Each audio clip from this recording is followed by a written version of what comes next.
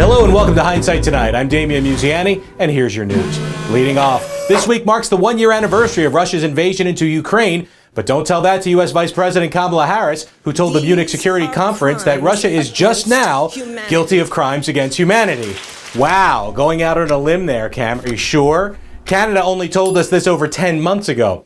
We know you've been busy doing Joe Biden impersonations and all that. And to be fair, we've only seen daily affirmations of attacks on Ukraine civilians, cluster munitions used on residential buildings, torturing and murdering prisoners of war, kidnapping and rape of women and children, and genocide. All that slipped through the cracks till now, though, right? Hey, it happens. We expect upcoming revelations by Harris to include that the Earth is now showing signs of global warming, and that the street drug fentanyl might be showing up on American streets. My goodness, the Pony Express delivered news faster.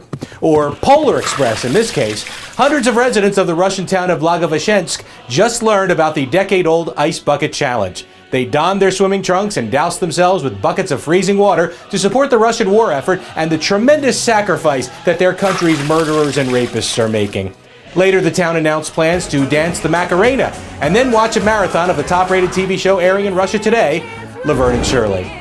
And surely you can't be serious. That's what woke Twitter had to say when golfer Tiger Woods outdrove Justin Thomas on the 9th hole at the Genesis Invitational Golf Tournament and then slipped him a Tampax tampon.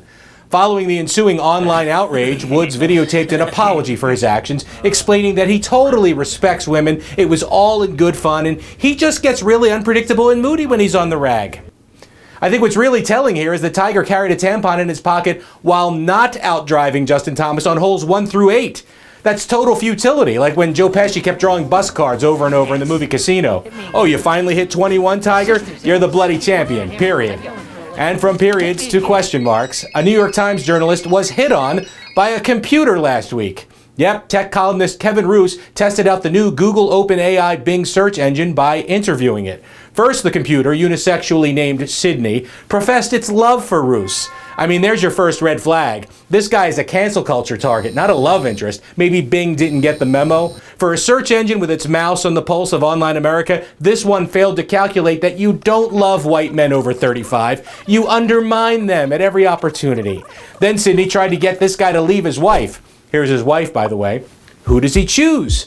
Now, Sydney may have a bigger hard drive, but not everyone is a Ram Queen, okay? And Sex with the Search Engine has a David Cronenberg movie written all over it.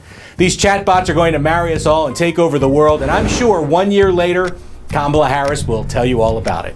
And that's your news. Have a great week. Don't forget to like us and subscribe, and I'll see you next week with Fresh Hindsight.